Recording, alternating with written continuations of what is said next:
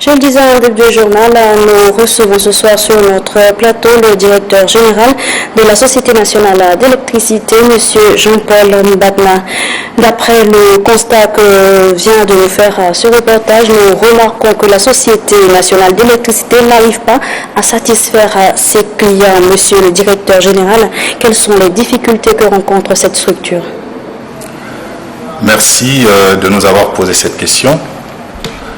Nous savons que la situation de la société, si on fait une évaluation globale de ce que devrait en réalité disposer de la société pour ravitailler le cas de N'Djamena, qui est toujours pris comme un cas d'école pour l'ensemble du territoire national, qui aussi a des spécificités.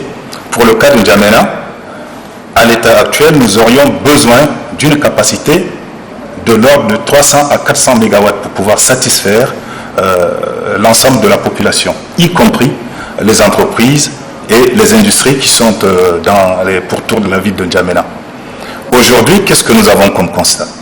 L'année dernière, à la même époque, nous avons fait une évaluation. Nous étions avec une disponibilité en énergie de l'ordre de 84 MW qui était disponible pour satisfaire l'ensemble de la ville de N'Djamena.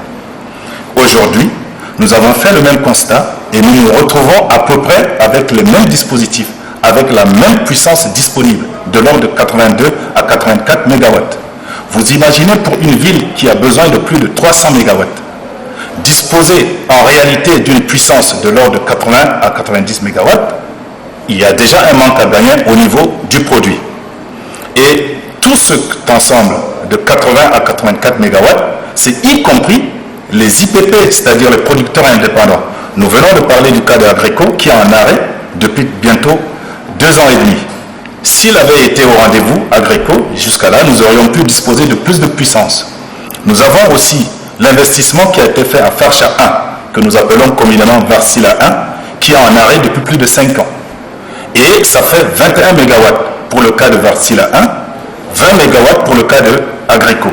Ce sont là les puissances qui manquent à l'appel au niveau de la ville de N'Djamena. Donc vous voyez un peu l'écart qu'il y a. Si nous avions ces deux puissances en addition par rapport à ce que nous avons actuellement, nous aurions pu gérer la situation autrement. Entre-temps, pourquoi est-ce que la difficulté perdure? Vous avez constaté que d'année en année, nous avons entre 6 à 9% de la clientèle supplémentaire qui vient s'ajouter sur notre réseau, avec les mêmes dispositifs que nous avions depuis bientôt 8 ans. Alors, vous me posez la question de savoir pourquoi ces difficultés, quels sont les moyens de la société. Je viens de vous parler des produits. Ajouté à la disponibilité du produit, nous avons aussi, nous l'avons répété entre-temps, qu'il y a un travail à faire au niveau du réseau, soit dans l'extension de ce réseau, ou soit dans la réhabilitation du cœur du réseau. Ce travail est programmé.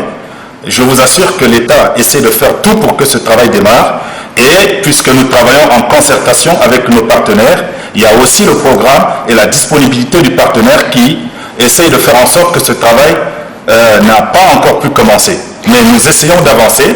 Mais à cela, si nous prenons le cas par exemple de 6% de nos clients qui s'ajoutent en plus, ça nous fait depuis bientôt 8 ans près de 48%, voire plus, qui se sont ajoutés pour pouvoir consommer sur les mêmes disponibilités.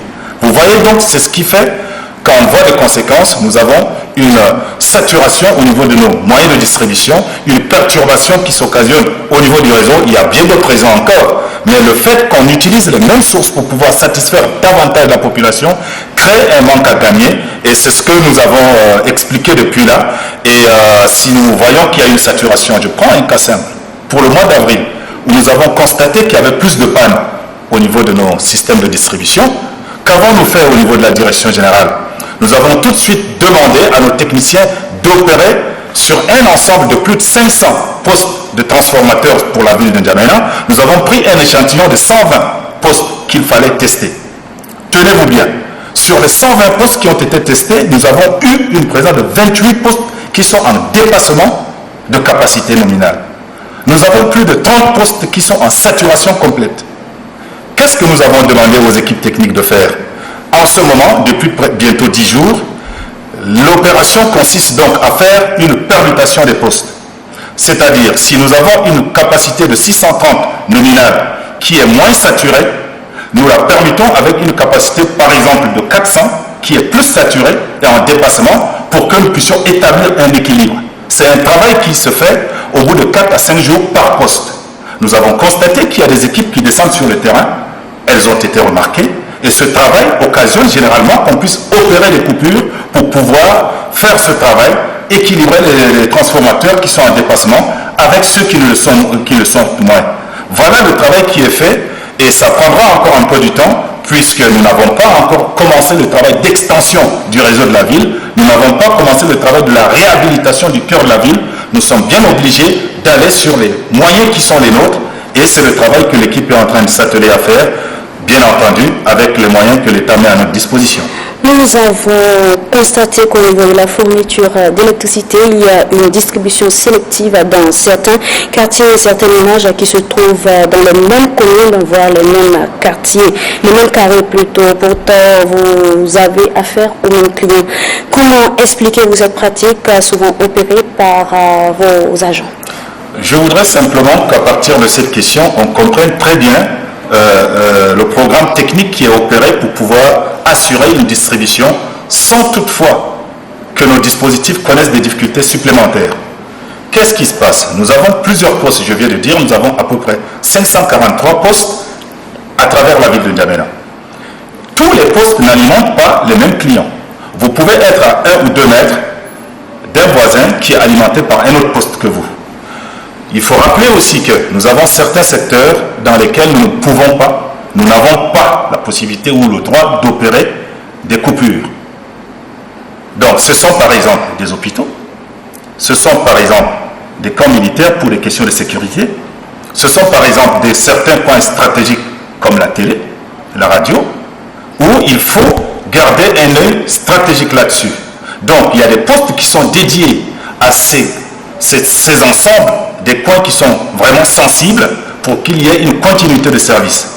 Et généralement, ces postes sont aussi utilisés par le voisinage immédiat. Nous essayons de raccorder aussi le voisinage immédiat.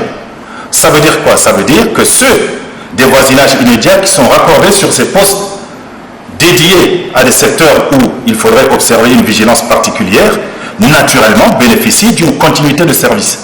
Ça veut dire que vous pouvez être à 3 mètres, 2 mètres d'un voisin qui a une alimentation permanente parce que le hasard a voulu qu'il soit raccordé sur ce poste-là. Cela n'est pas synonyme qu'on essaye d'opérer de façon sélective, comme vous le dites, ou comme certains de nos clients nous le reprochent. Et là aussi, je voudrais attirer l'attention sur une chose. Il y a une intrusion dans l'opération de nos activités qui freine quelquefois la façon de procéder. Il y a des clients qui connaissent très bien, expliqués par certains de nos agents, bien entendu, il faut le reconnaître. Ils leur promettent monts et merveilles pour qu'ils soient mis automatiquement sur les postes qui demeurent en service. Et c'est des opérations qui quelquefois créent des perturbations sur le réseau. Et ça, c'est des situations que nous dénonçons.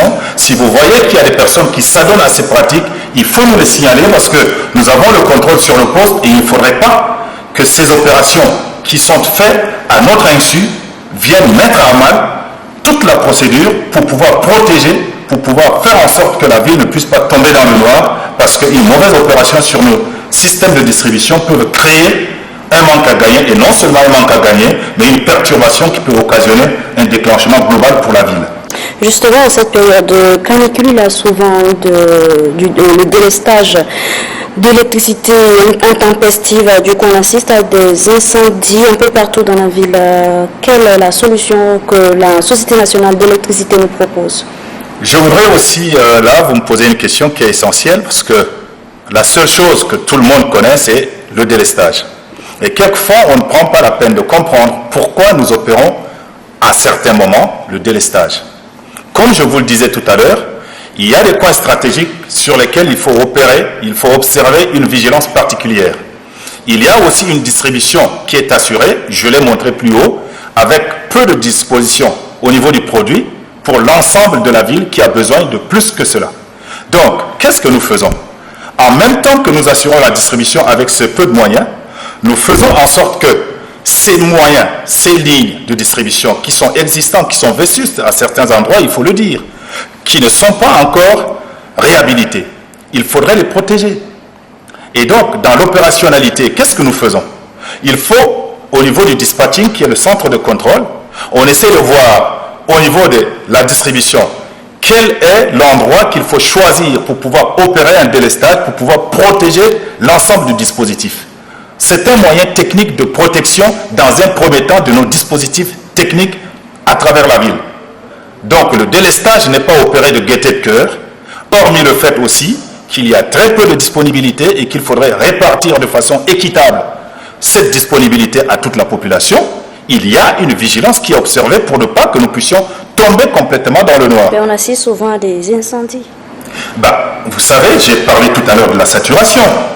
Lorsque vous avez un poste, comme c'est le cas pour ceux qui sont en dépassement, vous avez un poste qui est saturé à 158% de sa capacité nominale. Que voulez-vous? Normalement, dans l'opération globale, un système comme le transformateur électrique, à 60% de sa capacité nominale, on devrait automatiquement basculer sur un autre. Nous sommes en dépassement, il y a certains postes qui sont en dépassement.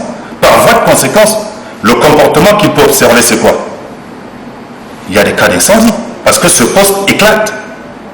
La chaleur ne nous aide pas non plus. Depuis qu'il y a la canicule exceptionnelle qui s'est installée cette année, on assiste à des câbles, qu'ils soient aériens ou souterrains. Il y a un échauffement qui est de telle sorte qu'il y a des dilatations qui s'opèrent au niveau des câbles. Donc, avec la présence de l'électricité dans les câbles qui sont en dilatation, avec des postes de transformateurs qui sont en dépassement, la conséquence elle est immédiate.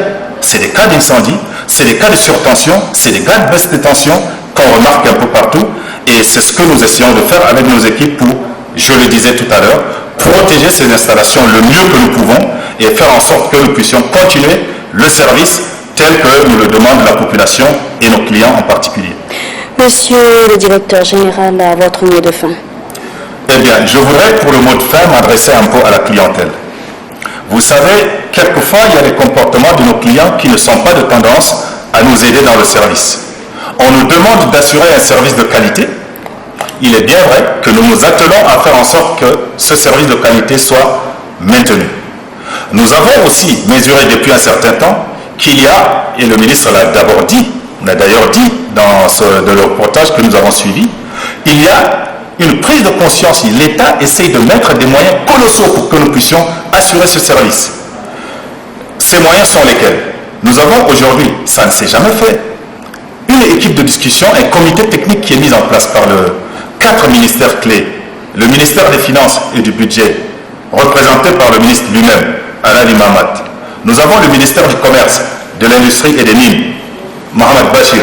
Nous avons le ministre de tutelle. Tous ces ministres et le ministre de la Planification du Développement, que je salue au passage, qui montrent par leur participation qu'ils sont impliqués dans cette question. Il y a des comportements, par exemple, de la fraude qui ne nous aident pas. Je prends le cas parce que nous avons été indexés pour le cas des fabricants de glace, qui opèrent la nuit, qui se permettent de se mettre sur le réseau de façon en piquage direct. Et ils opèrent généralement la nuit parce qu'ils sont malins. Ils savent que nous n'avons pas la possibilité d'intervenir la nuit. Mais tenez-vous bien, nous avons pris la peine aussi de demander au procureur général de nous délivrer une note d'intervention les nuits. Et depuis presque 10 jours, nous faisons des interventions de nuit. Et nous en avons pris. Nous en avons pris des fabricants de glace.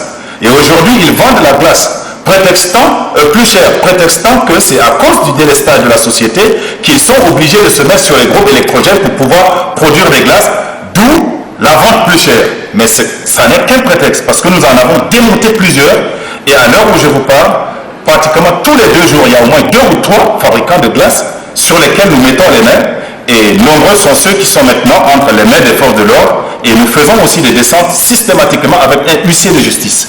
Et des cas de plainte sont déposés, et ceux qui sont détenus ou ceux qui ne le sont pas, pour des questions de procédure, nous avons initié ce travail. Depuis 10 jours, nous le faisons et nous allons le continuer. Donc, qu'on ne prenne pas le prétexte pour pouvoir jeter l'opprobre sur la société, alors qu'elle essaye, avec les peu de moyens qu'il y a, avec les mobilisations du gouvernement, de faire en sorte que nous puissions inverser cette tendance-là. Donc, j'aurais souhaité, pour ceux qui appellent, par exemple, qu'il y ait des tintamars de marmite, qu'il y ait des sifflets, je voudrais aussi que l'action du gouvernement, au premier rang desquels le président de la République lui-même, qui s'implique dans la question énergétique, qu'on puisse faire des appels pour pouvoir demander à ce qu'il y ait ces sifflets cet intervalle pour pouvoir encourager ces actions qui sont visibles et qui se mettront progressivement en place.